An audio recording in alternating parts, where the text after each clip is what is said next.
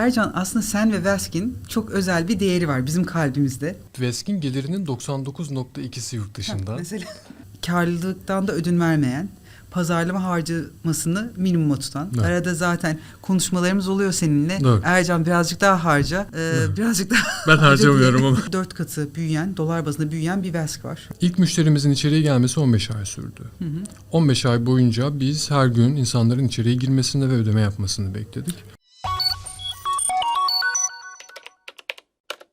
Merhabalar, podcast serimizin yeni bölümüne hoş geldiniz. Bugünkü konuğumuz Vesk ve kurucusu Ercan.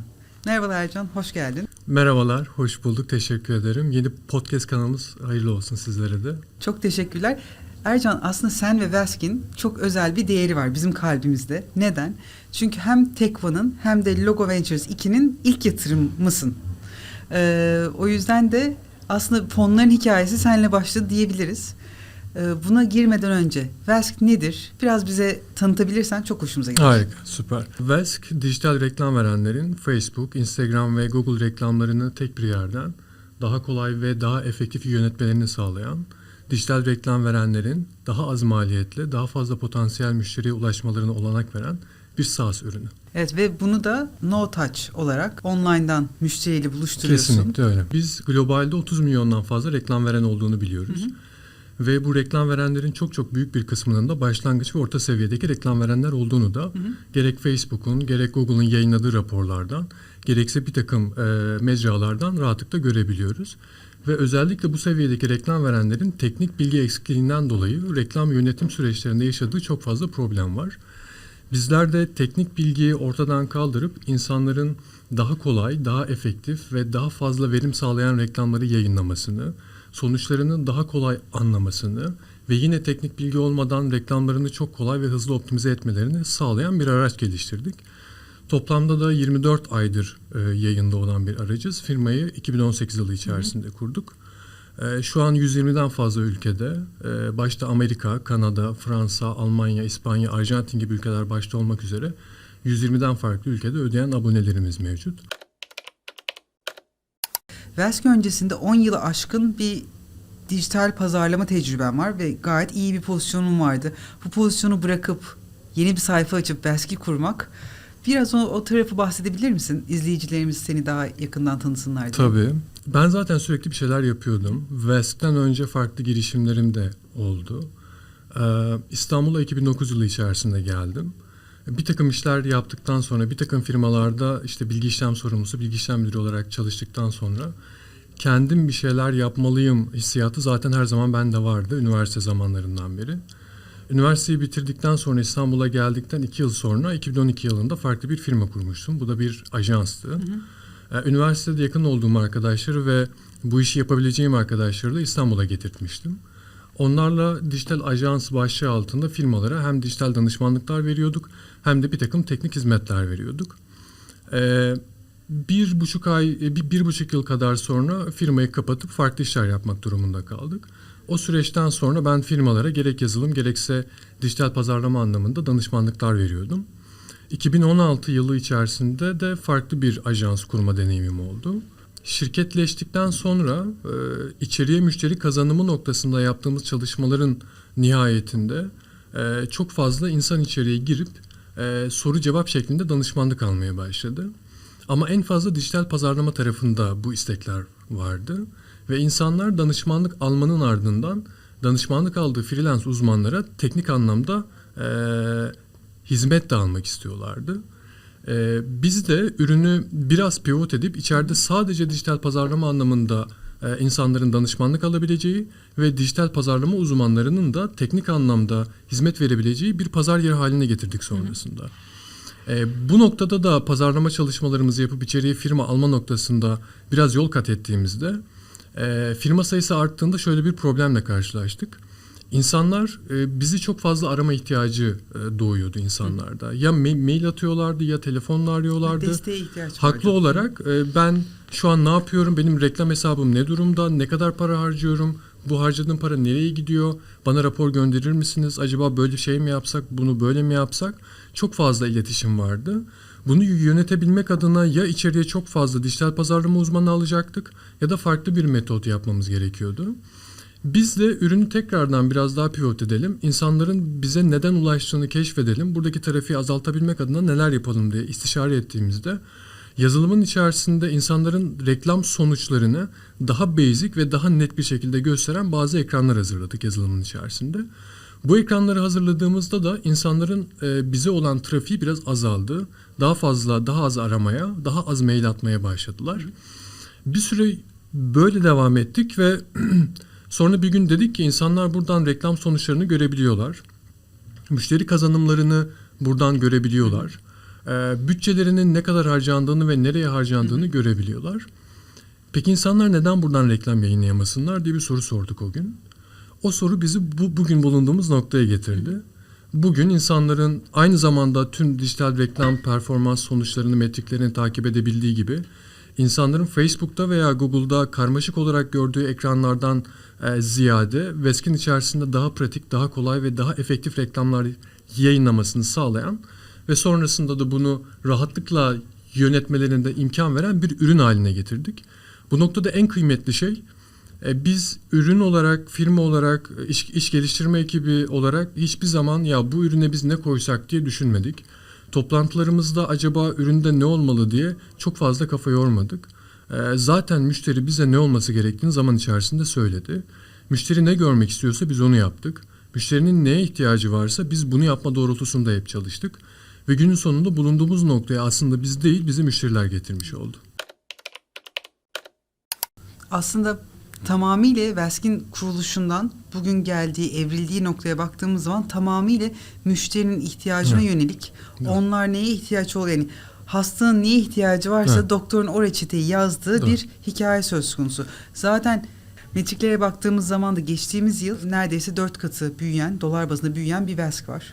Ve karlılıktan da ödün vermeyen, pazarlama harcamasını minimuma tutan. Evet. Arada zaten konuşmalarımız oluyor seninle. Evet. Ercan birazcık daha harca. Birazcık daha ben harcamıyorum ama. Sen harcamıyorsun. Çünkü biliyorsun ki aslında harcamayarak karlı bir şekilde büyümenin ne kadar daha önemli olduğunu, müşteriye ulaşmanın ne kadar daha önemli olduğunu. O yüzden de aslında hani senin bu ifade ettiklerini metriklerde birebir aynalamış vaziyette, yansıtıyor vaziyetinde şu an. Doğru. Yani insanların fayda sağladığı bir ürünü ortaya çıkardığımızda bunun pazarlamasını yapıp insanlara ulaştırmak gerekiyor. Bu noktada tabii bizim de işimiz dijital pazarlama olduğu için oralara biraz daha hakimiz ve bu konuda oldukça şanslıyız. Kendi ürünümüzün pazarlamasını çok rahatlıkla yapabiliyoruz. Biz ilk etapta, ilk yatırım turunda tabii globalde çok büyük işler yapabilmek adına kuvvetli finansallar olmadığı için organik kazanıma çok fazla ağırlık verdik. Yani paid marketing tarafında ücretli olarak reklam yayınlamaktansa insanların bizi organik kanallarla bulabilmesi için çok fazla çaba sarf ettik. Ve günün sonunda bugün bulunduğumuz noktada organik kazanımımız çok daha fazla paid marketing kısmına nazaran. Biz organik büyümemizi paid marketing'te de besleyip büyümeyi hızlandırma yolunda bir takım çalışmalar yapıyoruz. Marketinge harcanılan bütçe çok çok kıymetli. Genelde dijital pazarlamacılar veya bu noktada müşteri kazanımına yönelik çalışmalar yapan firmalar bütçeyi en ince ayrıntısına kadar çok iyi analiz etmeli. Bütçeyi nereye harcadığını çok çok iyi bilmesi gerekiyor. Biz ürün olarak tabii kullanıcı kazanım maliyeti, kullanıcının içeride ne kadar hayatta kaldığı gibi bazı KPI'leri, metrikleri çok sıkı yakından takip ediyoruz. Yani örneğin siz bir müşteriyi $10 içeriye çekiyor olabilirsiniz ama o müşteriden $10 kazanıyorsanız yaptığınız pazarlamanın da pek bir anlamı kalmıyor. Burada bazı KPI'ler ve globalde bu KPI'lerin karşılığı oldukça kıymetli. Bizim SaaS standartlarında bu zamana kadar gördüğümüz, baktığımız, araştırdığımız noktalarda dijital bir sektörde var olan bir SaaS ürününün LTV, yani insanların, müşterilerin içeride kaldığı, hayatta kaldığı süre boyunca size kazandırdığı para LTV olarak değerlendirdiğimiz metrik SaaS sektöründe 3 ve üzeri iyi, 6 ve üzeri çok iyi olarak kabul ediliyor. Dolayısıyla biz her zaman LTV bölü müşteri kazanım maliyetimizin nerelerde olduğunu hep yakından takip ettik ve başlarda tabii bu çok kötüydü. 2'lerde olduğumuz zamanlar oldu, 3'lerin üzerine çıktığımız zamanlar oldu. Şu an 6.2 gibi bir oranla çok iyi dediğimiz bir noktadayız. Bunun da açıklaması şu: biz örneğin, tabii bu net rakamlar olmasa da bir örnek olabilmesi adına söyleyeyim. 15 dolara içeriye aldığımız bir müşteriden rahatlıkla 400 dolar kazanabiliyoruz. Dolayısıyla biz Amerika'ya, Kanada'ya, İngiltere'ye pazarlama çalışmaları yaptığımızda, eğer o pazarlama çalışmaları sonucunda içeriye 15 dolarla bir abone kullanıcı getirip o aboneden 400 dolar kazanabiliyorsak, biz oraya o yatırımı yapmaya devam ediyoruz. Yani yatırımın anlamlı. Dolayısıyla tüm pazarlama çalışmalarını yapanların özellikle bu noktaya dikkat kesmesi gerekiyor. %100. Zaten şimdi biliyorsun para bolluğu vardı piyasalarda. O yüzden teknoloji hisselerinin fiyatları hatta anlamsızlaşmıştı. Bunu ara ara seninle de konuşmuştuk.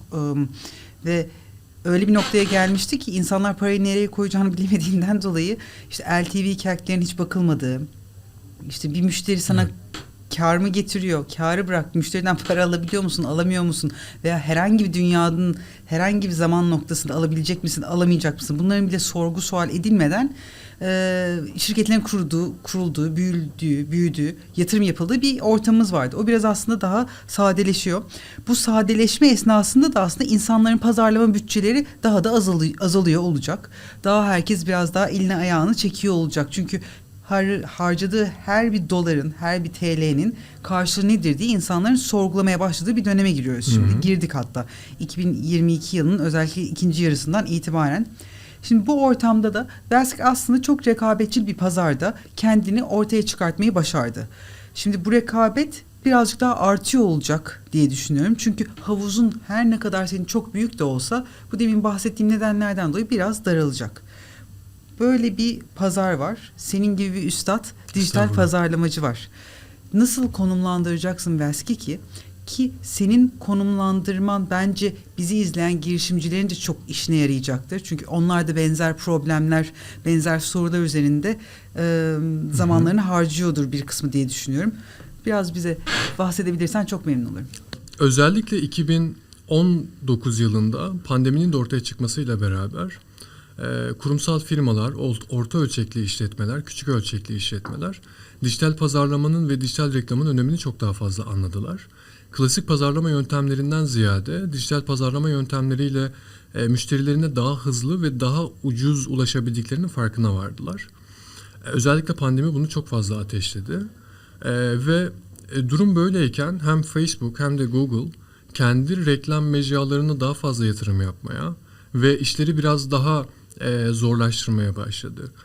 Bugün hem Facebook'ta hem de Google'da her hafta yeni gelen bir özelliği, değişen bir dinamiği çok rahatlıkla görebiliyoruz. Bu da oraya olan eğilimin bir yansıması olarak değerlendirilebilir. Durum böyleyken zaten zor olan dijital pazarlama dünyası, Facebook'un, Google'ın veya diğer reklam mecralarının bu takım çalışmaları sayesinde biraz daha karmaşık hale gelmiş durumda. Yani dijital reklam yönetimi yaparken sorun yaşayan kullanıcıların sorunları daha da fazla artmış durumda. Zaten reklam yönetimini başarılı yapamadıkları mecraların daha da fazla zorlaşıyor olması onların işlerini daha da karmaşık bir hale getirmiş durumda ne yazık ki. Bu gibi dinamikleri çok hızlı değişen bir sektörde, problemlerin her geçen gün daha da sayıca fazla arttığı bir sektörde dijital reklam verenler her zaman Vesk veya benzeri ürünlere ihtiyaç duyuyor olacaklar. Onların reklam yönetim süreçlerine katkı sağlayan, maliyetlerini analiz eden, optimize eden, onlara aynı maliyetlerle veya belki de daha az maliyetlerle daha fazla müşteri sağlayan ürünlere, tamamlayıcı ve yardımcı ürünlere her zaman daha fazla ihtiyaçları olacak. Küresel olarak ekonominin daralıyor olması, önümüzdeki yıllarda da beklentinin daha da az olması aslında insanların maliyete daha fazla önem vereceği anlamına geliyor. Yani 100 dolarla önceden 10 tane müşteri alıyorlarsa şimdi 100 dolarla artık 15 tane müşteri almaya çalışacaklar. Dolayısıyla bu gibi durumlarda bizim gibi araçların kıymeti daha da fazla artacak. Benim küresel ekonomiyle Vesk'in kıyasladığım hususta değerlendirmem özetle bu şekilde. Tabii bu gibi ihtiyacın daha fazla arttığı sektörde bizim gibi ürünler daha da fazla ortaya çıkmış durumda ve globalde bizim gibi bir takım şeyler yapmış olan firmalar da ürünlerini daha da fazla geliştirme çabası içerisindeler. Bizim rakiplerden ayrıştığımız en önemli ve en farklı unsur, biz özellikle başlangıç seviyesinde ve orta seviyedeki reklam verenlere fokuslanıyoruz. Oradaki problemin ve oradaki pazarın çok daha fazla olduğunu biliyoruz. Çoğu rakibimiz orta ve ileri düzey reklam verene hitap etmekte. Sayıca daha fazla personeli olan firmalara hitap etmekte. Performans pazarlaması yapan dijital ajanslara hitap etmekte. Bizler bireysel olarak kendi reklamlarını yönetmeye çalışan ya da bir firmanın içerisinde daha küçük pazarlama ekiplerinin bizleri kullanmasını istiyoruz ve onların problemlerini çözmeye çalışıyoruz. Tabii globaldeki her zaman rakiplerin önünde olabilmek adına ürünü daha hızlı geliştirmemiz gerekiyor. Daha fayda sağlayan özellikler geliştirmemiz gerekiyor. Sektörün dinamiklerini çok iyi, çok yakından takip etmemiz gerekiyor. 2023 bu noktada biraz daha zor bir yıl olacak. Ama uzun zamandır yaptığımız hazırlıkla bu zorluğun da üstesinden rahatlıkla geleceğiz gibi görünüyor. Ona zaten eminim ama özetlersek şimdi izleyenlerimiz için şöyle bir tablo çıkıyor aslında senin başarının arkasında. Öncelikle segmentini çok iyi bilmen lazım. Yani her tarafa her şeyi satmaya çalışmamak lazım. Çok iyi bir segmente odaklanıp o segmentin de problemlerini çok iyi bildiğinden dolayı o probleme nokta atış yapacak şekilde bir çözüm üreten bir ürünün olması lazım ki insanlar ürün kendini sattırsın kısaca. Senin pazarlama harcaması yaparak satmana ihtiyacın olmasın. Pazarlama tabii ki her zaman yapılacak ama anlamlı bir harcama yapılarak ürünün kendini sattırabileceği noktaya geldiğimiz zaman aslında rahat ediyoruz gibi bir şey çıkıyor aslında senin anlatımlarından. Hem dijital pazarlamada hem de klasik pazarlama yöntemlerinde bence sorulması gereken 3 temel soru var. Benim müşterim kim? Bunlar nerede? Ve ben onları nasıl bulabilirim? Bunların üçüne cevap verildiği noktada pazarlama çok daha kolay bir hale geliyor ve çok daha az maliyetli hale geliyor. Biz bunun cevabını iyi bulabildiğimizi düşünüyoruz. İçeride kullanıcılarla çok fazla konuşuyoruz. Onların dertlerini çok fazla dinliyoruz. Üründe ne gibi problemler yaşadığını, kim olduklarını, ne istediklerini çok fazla öğrenmeye çalışıyoruz. Sadece onlarla sürekli konuşan, onların dertlerini dinleyen, onların üründe ne yaptığını dakika dakika izleyen bir ekibimiz var. Bunları iyi yaptığımızda aslında müşterimizi daha iyi tanıyıp onlara nasıl ulaşabileceğimiz noktasında daha rahat hareket edebiliyoruz. Sen ilk günden beri yani ürünleşmeye başladığın ilk günden beri hep yurt dışı pazarını hedefledin. Hep Amerika pazarından başlayaraktan hep yurt dışındaki müşterileri hedefledin. Ve şu an geldiğimiz noktada da kayda değer bir ciron var, hasılatın var ve bu hasılatın %98'i belki daha bile fazlası veya 97'si en azından asgaride yurt dışından elde ediyorsun. Bu da hepimizin hani Türkiye'deki hepimizin demeyeyim de ben katmayayım kendimi. Türkiye'deki girişimcilerin gelmek istediği nokta aslında bu ihracatçı birer ürün şirketine dönüşebilmek. Nedir buradaki başarı? Yani nasıl konumladın ki sen Veski? Daha Türkiye'den müşteri edinmeden yurt dışından müşteriler seni buldu. Veskin gelirinin 99.2'si yurt dışında. Mesela. Sadece %8'lik kısmı Türkiye'den, %0.8'lik kısmı Türkiye'den. Aslında ben ürünü canlıya aldığımızda ilk versiyonunu, pivottan sonraki ilk versiyonu canlıya aldığımızda Türkiye'de bir süre test etme noktasında ısrarcıydım. Çünkü Türkiye'yi iyi tanıyorum, Türk insanını iyi tanıyorum, onların davranışlarını ve tepkilerini iyi tanıyorum, biliyorum. Ve onlara ürünü daha kolay satabileceğim noktasında biraz da ısrarcıydım. Ama bu noktada sağ olsun yatırımcılarım Ercan Global. Dedim hiç vakit kaybetme. Evet, dedim korkuyorum globalde ben. Çünkü globali bilmiyorum, tanımıyorum. Doğru. Onların insanını, kültürünü, dijital pazarlamadaki davranışlarına tam hakim değilim. Bir süre benim test etmem gerekiyor Türkiye'de. Sen bilirsin ama global. Test de aynı test neticede. Evet. Yani Evet. baktığın zaman bizim açımızdan veya bizim açımızdan demeyeyim de bir arka adım atıp büyük resme baktığın zaman aslında ürünü müşteriye dokundurtmadan test de aynı test. Biz bunu biraz daha cımbızla çekip hani üstüne vurgulamayı istememdeki temel neden şu. Bizi izleyenlerin de farklı girişimcilerin de veya üniversitede okuyup kendi girişimini kurmak isteyen o hayalle yatıp kalkan arkadaşlarının da bilmesi gereken şey şu: ürünü mükemmelleştirmek imkansız. Herhangi bir pazar içinde mükemmelleştirmek imkansız. önce ürünün çıkması lazım, müşteriye dokunması lazım. Müşteriye dokunduktan sonra zaten o feedbackler alındıktan sonra çok daha farklı bir isim, çok daha farklı uzuvlar geliştirilebiliyor üründe. O yüzden de hedeflediğin pazara, olmak istediğin pazara ne kadar önce dokunabiliyorsan, gidebiliyorsan o kadar hayatına artıda başlıyorsun diye düşünüyoruz biz naçizane. Kesinlikle öyle. Bu biraz da cesaret meselesi zannediyorum. Gerçekten insan korkuyor. Hiç tanımadığı ülkede, tanımadığı insanlara ürünü ulaştıracak ve o insanlara bir ürün satmaya çalışacak. Bu oldukça başta korku veren, gerçekten insanın cesaret etmesi gereken bir konu.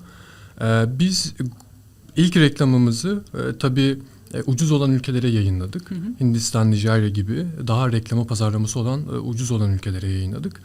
Tabii bu ürünü globale açmak demek aslında sadece İngilizceye çevirmek. Yani ürünü web sitesini İngilizceye çevirdiğinizde, oralarda çalışmalar yaptığınızda, insanları bu ürünü bir şekilde organik belki de paid marketing çalışmalarıyla ulaştırdığınızda beklemeniz gerekiyor.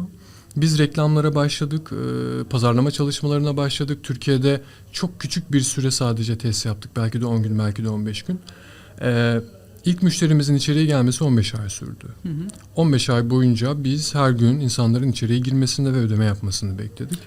Farklı metodlar, yöntemler test ettiğin sonuçta 15 ayda ki Doğru. sen kendi bütçeni nasıl harcayacağını optimuma evirene kadar veya doğru insanın karşısına verski çıkartana kadar. Kısacası. Doğru, kesinlikle öyle. Yani süreçte devamlı farklı şeyler denemek zorunda insan. Çünkü yaptığından sonuç alamıyorsa hemen farklılaştırmalı. 15 ay çok uzun bir süre. Gerçekten uzun bir süre. Yani ben hatırlıyorum 15. Demesi kolay diyorsun. Evet, Yaşaması zor. 15. ayda ilk müşteri içeriye girdiğinde biz ofiste konfeti patlatıyorduk. Daha sonra dedim ki bizim yazılımcılara, arkadaşlar bir zil koyalım bu ofise. Her müşteri geldiğinde bir şekilde bağlayın bunu. Bilmiyorum nasıl yaparsınız ama müşteri geldiğinde zil çalsın. Ertesi gün zil çalmadı. 2 gün sonra zil çaldı. 3 gün sonra 2 zil çaldı. Daha sonra ziller çok fazla çalmaya başladı ve zili kapatmak zorunda kaldık. Aslında global korkutabiliyor insanı.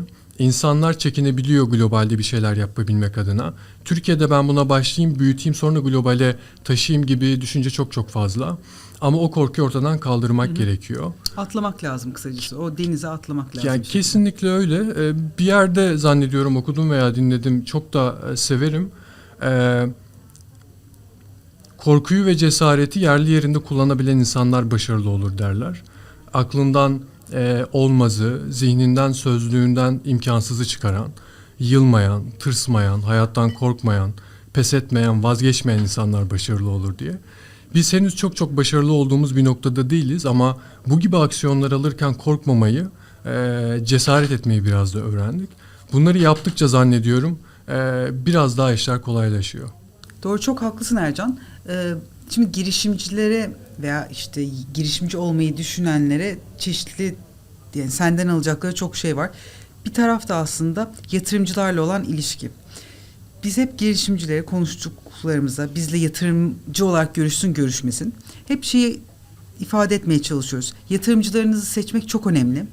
Çünkü aslında siz uzun yollu birer ortak seçiyorsunuz ve aslında evlilik gibi bir şey bizim girdiğimiz. Neticede biz en aşağı 5 yıl birlikte bir yolculuğa çıkıyoruz diyoruz ki 5 yıl aslında kısa bir süre. 5 yıl bile kısa, aslında hedefimiz daha bile fazla kalmak ve o ortaklığı sürdürebilmek. Bu da çok önemli.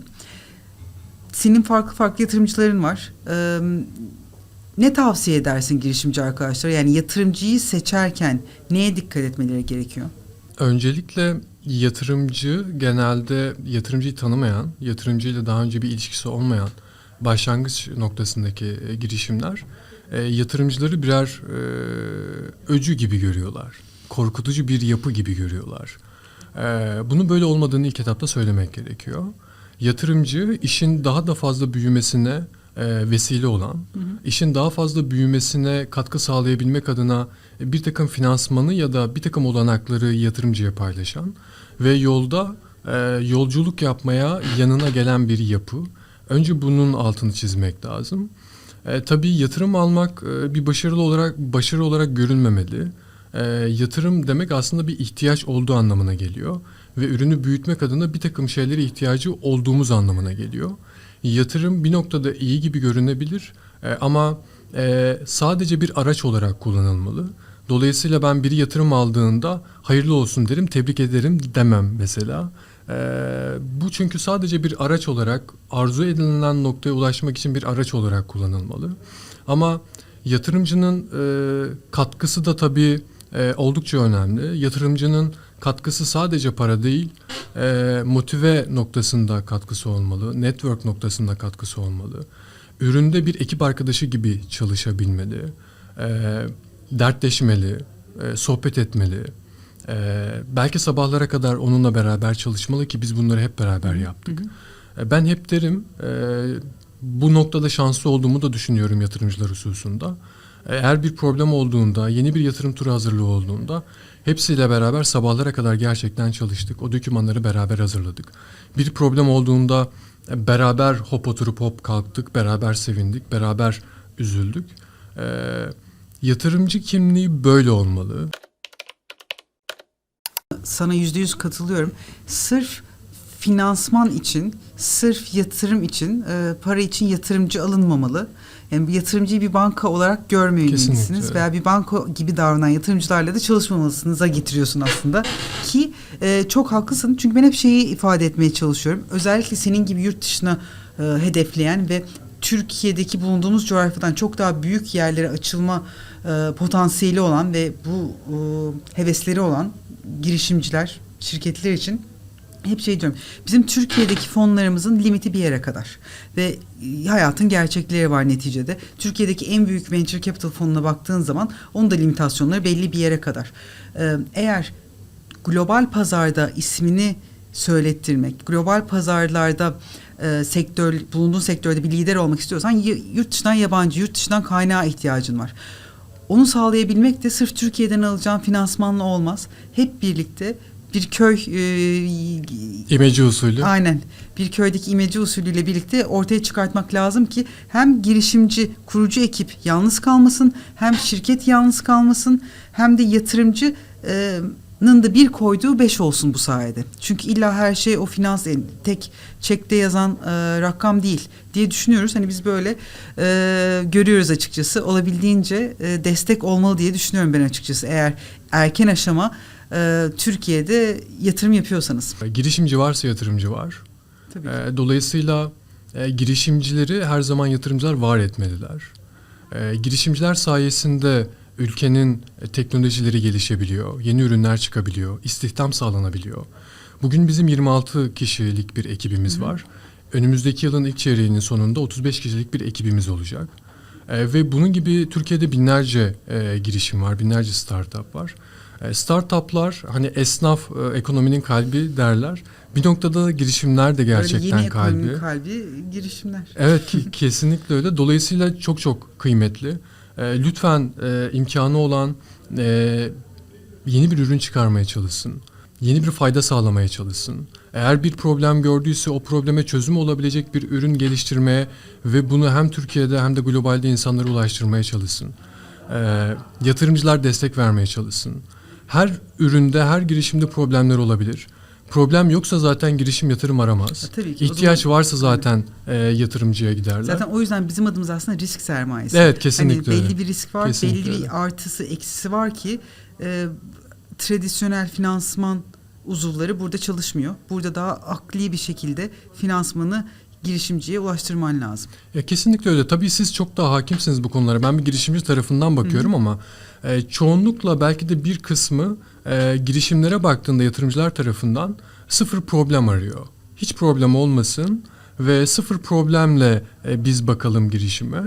Bu oldukça güç.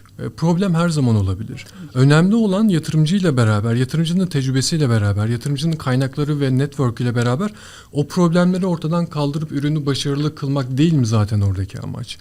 Dolayısıyla belki de böyle olsa daha güzel olur işler, daha kolay olur işler. Çok haklısın. Biraz o Türkiye özeline inersek eğer, biraz bizim sektörün derinleşmesine ihtiyaç var. Neticede girişimcilik de Türkiye'de daha 10 yıllık, gerçi biz bence hepimizin ailesinde dediğin gibi esnaflar olduğu için hepimizde bir girişimcilik vardır. Ama sistematik bir şekilde bugünkü anlamı çerçevesinde startup ve yatırımcılarla olan ekosistemimiz aslında bizim çok yeni. Daha 10 yıllık bir mazisi ya vardır ya yoktur. Öyle olunca da hem yatırımcıların gelişmesi gerekiyor, hem girişimcilerin gelişmesi gerekiyor. O yüzden daha çok yenecek, daha Kesinlikle. ekmeği var. Ama dediğinde çok haklısın. Zaten erken aşamada her şeyi çözmüş bir girişim olsa o girişimcinin yatırımcıya ne kadar ihtiyacı olur soru işareti. Evet. O yüzden ben hep şey diyorum. Yatırım yaptığımız zaman biz yalnızca girişimciye yatırım yapıyoruz. Yani başka hiçbir şey yok. Ürün de değişebilir, şirket adresi de değişebilir, adı da değişebilir. Her şey olabilir ama bizim tek baki olan bir şey var. Bir yatırımcı orada baki, bir de girişimci orada baki, bir de girişimcinin ekibi orada baki. Evet. O yüzden bu mantıkla ilerlendiği zaman zaten sağlıklı bir evlilik, sağlıklı bir ilişki kuruluyor diye düşünüyoruz vallahi. Biz de aynı sahipteyiz. Ercan, 2023 planlarını çok merak ediyorum. Oraya geleceğiz ama oraya gelmeden Ercan eğer girişimciliğe başlamadan önce neyi bilseydi hayat çok daha rahat olurdu. Daha farklı bir Ercan olurdu şu an karşımızda dediğin. Ne var? 3 tane şey söyle desem ne söyleyebilirsin ki bizi izleyen arkadaşlar feyz çıkarsın. Onların hayatını kolaylaştıralım. Estağfurullah. Yani bu noktada bir şeyler söylemek gerekirse zannediyorum ilki şu olur. Mükemmelliyetçi olmaya çalışmamak gerekiyor. Ben biraz öyle bir insanım. Yani şu bardak burada dururken bile simetri durmasını isterim. Öyle bir rahatsızlığım var ne yazık ki. Ofiste de herkes bu konuyla çok şey yapar, dikkat Tablolara eder. Birinin masası dağınıksa falan hani ben geldiğimde hemen o biraz toparlanır. Çünkü çok rahatsız oluyorum. Mükemmelliyetçi olmak da eğer bir iş yapıyorsanız, bir ürün yapıyorsanız onu hiçbir zaman bitirememek anlamına geliyor. Ürün bitsin, ben burayı da bitireyim, burayı da tamamlayayım. Burası olmadı, daha iyi yapayım dedikçe o ürünü bitiremez hale geliyorsunuz. Ama ürün biraz fayda sağlamaya başladığında, toparlayarak da olsa yoluna devam edebiliyorsa ürünü yayına almak gerekiyor. Mükemmel olmaya çalışan hiçbir iş ne yazık ki yayına alınamıyor veya müşteriye ulaşamıyor. Rafta kalıyor. Rafta kalıyor. Bir de ekipte her işe ve ekibin her işine çok fazla müdahale olmaya çalıştım ilk etapta. Mikro manage dedik. Evet ne yazık ki bu çok kötü bir şey ve bu alışkanlığımı çok zor üzerimden attım. Biri bir iş yapıyorsa o işi ona bırakmak gerekiyor. Peki darbe yaptıkları oldu mu? Yani ekip mi seni motive etti? Artık Ercan yeter. Çok işimize karışıyorsun mu dediler? Merak ettim şimdi sen böyle söyleyince. Ben çok yoruldum. Sen çok yoruldun. Evet. Dedin ki olmaz bu böyle. Yani müdahale ettikçe, her işi kontrol etmeye çalıştıkça diğer taraftaki işlere yetişemediğimi fark ettim. Ve işi uzmanına bırakmak gerektiğini orada anladım. Ekip kuruyorsanız eğer, ben ekibime sonuna kadar güveniyorum. Ekibimi çok seviyorum. Buradan herkese selamlar. Ama ilk başlarda onlar da bunun farkındalar ki eğer izlerlerse anlayacaklardır. Süreçte bir problem olabilme ihtimaline karşın sürecin başından sonuna kadar her bir noktada dahil olup acaba yapabileceğim bir şey var mı, katkım var mı diye süreci çok fazla yakından takip ettim. Bunu yaparken bazı şeyleri çok fazla kaçırdığım oldu. Bunu yapmamak gerekiyor. Zaman alokasyonu aslında. Tam anlamıyla ekibi bırakmak gerekiyor. Herkesin işi farklı ve herkes kendi işini yapmalı. Esas olan tema, bir deniz gördün mü atlayacaksın. Ondan sonra hatasıyla, günahıyla, sevabıyla elinden gelen en iyisini yapmaya çalışacaksın ki ortaya hedeflediğinin Kesinlikle. en azından biraz çevresinde Kesinlikle öyle. bir şey ortaya çıksın. İyi bir ürün, sonuç ortaya çıksın. Kesinlikle öyle. Belki de üçüncüsü ve en temeli kolay gerçekten hiçbir şey yok. Çok güzel bir pazarda çok kolay bir ürün yapıyor olsanız bile, bu ürünle çok fazla gelir yaratıyor olsanız bile mutlaka zor bir iştir. Kolay para ne yazık ki yok. Bizim işimiz para kazanmak, değer yaratmak ve gerçekten bunu yapmak oldukça güç. Biz çok zor zamanlardan bu noktaya ulaştık. 15 ay boyunca müşteri kazanamamak değil mi? Sabah kalkıp yine gelmedi, yine olmadı demek ve bu arada oyunu bırakmamak, terk etmemek, evet. o dedikasyonu göstermek bence çok büyük bir yani hem başarı hem de senin gücünü gösteriyor. Senin ve ekibinin gücünü gösteriyor. Yani biraz da delilik bu. Yani gerçekten öyle. Az önce o yüzden dedim, yılmadan, pes etmeden, vazgeçmeden, korkmadan bunu yapmak gerekiyor. Bunu ara ara söylerim arkadaşlara. Bir sabah uyandığımda ben bu işi inanılmaz bir noktaya getireceğim diye uyanıyorum. Göğsüm kabarık, omuzlarım dik, başım dik yürüyorum. Ama ertesi sabah uyandığımda ya olmayacak galiba. Ertesi gün akşam inanılmaz şeyler olacak. Ertesi sabah olmayacak galiba.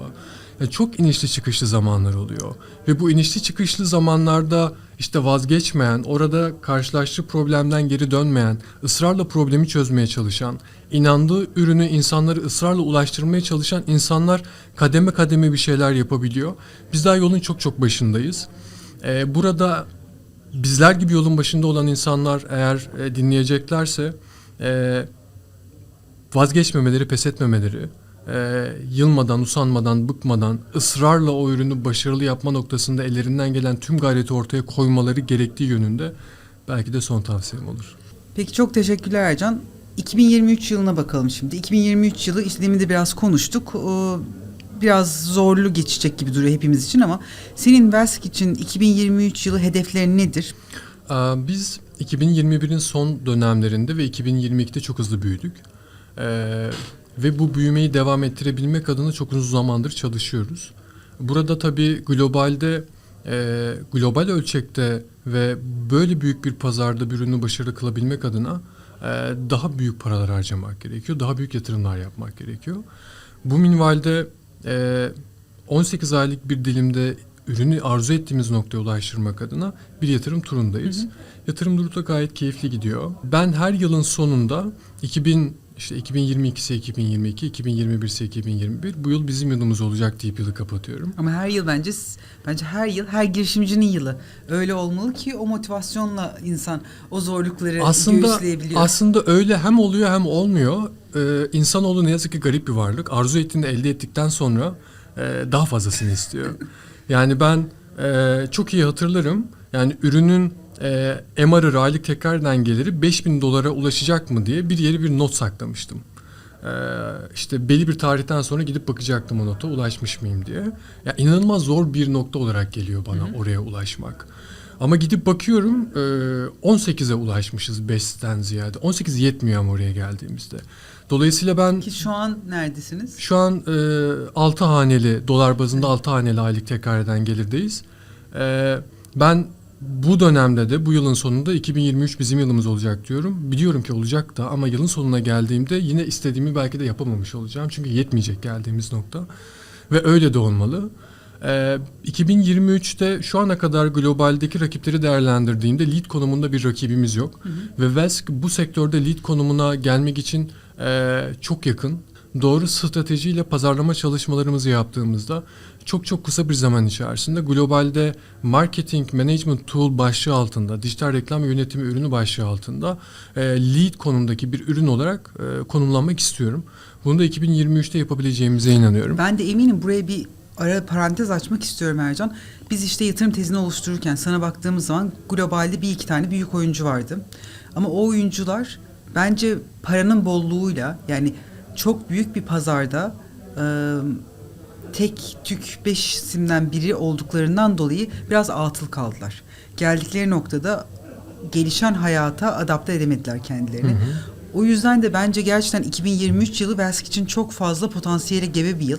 Sen zaten o boşluğu, yani o büyük oyuncuların taliyetini çok iyi kullanaraktan Vesk'i çok güzel sıyırdın ve 6 haneli aylık gelire, MRR'a ulaştın. 2023 yılında da özellikle ürün tarafında birazcık daha derinleşebilirsen, ki derinleşebileceksin bu yatırım turuyla birlikte, o zaman cidden global pazarda yabancı yatırımcıların sizin ülkede Vesk diye bir şirket var, duydunuz mu diyeceği noktaya geleceğimize inanıyorum. Kesinlikle öyle. Biz ürün olarak inanılmaz şeyler yaptık. Kullanıcılarımızın çok sevdiği, seveceği şeyler yaptık. Globaldeki rakipler dediğin gibi hantal kalabiliyorlar. Belki de kaynak bolluğundan, belki de farklı hususlardan tam olarak bilemiyorum. Ama biz o tarafı çok iyi yönettik. Globaldeki, yani Türkiye'deki bir girişim olmanın bazı dezavantajları var ne yazık ki. Buna rağmen globaldeki rakiplerle çok iyi rekabet edebildik. Şu an dijitalde bile bir yarış halindeler. Yarış halindeyiz. Bizim ismimizi yazınca Google'a onların reklamları çıkar. Aynen. Onların reklamlarına biz reklam veririz vesaire. Orada tatlı bir rekabet de var. Bir yandan 2023 yılında Amerika'da da bir fiziki ofisi ve ekibi kuruyor olacağız. Zaten şirket Amerikan şirketi. Evet, 2022'nin başında flip ettik. Merkezi Amerika'ya taşıdık. Türkiye'yi onun altına koyduk. Şu an Amerika merkezli bir yapımız var. Ama operasyonun çok büyük bir kısmı Türkiye'den yönetiliyor bildiğiniz gibi. 2023'ün de ortasında orada bir ekip, orada bir fiziki ofisimiz de oluyor olacak. Oradaki ekosistemin içerisine dahil olabilmek, bir sonraki yatırım turlarında, özellikle Serie A yatırım turunda daha fazla yabancı yatırımcıya ulaşabilmek, bağlantılar kurabilmek adına bunun oldukça kıymetli Çok olduğunu önemli. düşünüyorum. Orada sahada olmak Evet. çok önemli. Valla süper Ercan. Ayağına sağlık, eline sağlık, Veske sağlık diyelim. Çok sağ ol geldiğin için. Ben teşekkür ederim davet için. Gayet keyifliydi. Sohbet etmek benim için, sizleri görmek çok keyifli benim için her zaman. Yeni ürün yapma noktasında olan, ürünüyle uğraşan herkese kolaylıklar dilerim. Çok teşekkürler vaktiniz için, zamanınızı bize verdiğiniz için. Bir sonraki bölümümüzde görüşmek üzere.